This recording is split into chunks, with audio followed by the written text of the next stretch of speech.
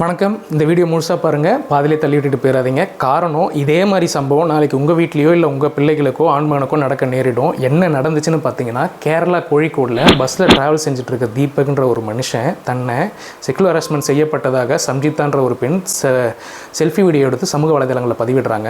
அந்த வீடியோவை நீங்கள் முழுசாக பார்த்துருந்தீங்கன்னா, அவர் பாட்டுக்கு அவர் வேலையை தனியாக பார்த்துட்டு போயிட்டு இருக்கக்கூடிய மனுஷனை வாண்டடாக சேஸ் பண்ணி வீடியோ எடுத்துகிட்டு போயிட்டு அந்த பொண்ணு வலைதளங்களில் பதிவிடுறாங்க.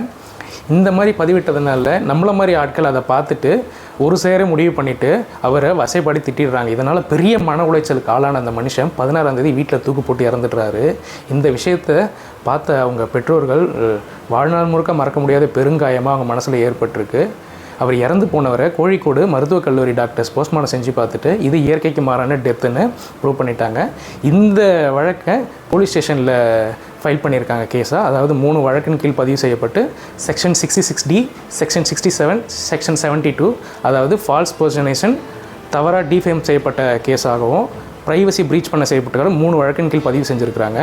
இந்த பொண்ணு இந்த மாதிரி ஒரு சமூக வலைதளங்களுக்கு ரொம்ப அடிமையாகி லைக்ஸுக்காகவும் ஃபாலோவர்ஸ்க்காகவும் இந்த மாதிரி ஒரு கீழ்த்தனமான வீடியோ போட்டு கடைசியில் அதுக்கான நடந்த பின்விளைவு ஒரு உயிர் மரணமாயிட்டுருக்கு.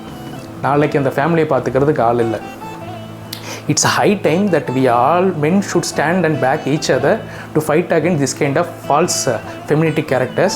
உங்களுக்கு நீங்களே சப்போர்ட் பண்ணல, ஆண்மகளுக்கு நாமளே சப்போர்ட் பண்ணல அப்படின்னா நமக்காக யாரும் வரமாட்டாங்க. ஏன்னா கடந்த காலங்களாகவே பெண்கள் ஆண்கள் மீது தவறான சித்தரிக்கப்பட்ட வழக்குகள் நிறைய போடப்பட்டு வர்றது சமூக வலைதளங்களில் எல்லாருக்குமே தெரிஞ்ச விஷயம். இந்த மாதிரி ஒரு சம்பவம் நடந்திருக்கிறது சோஷியல் மீடியாவில் பெரிய சர்ச்சையை க்ரியேட் பண்ணியிருக்கு. அதனால் உங்களை சுற்றி என்ன நடக்குதுன்னு நீங்கள் பாருங்கள்.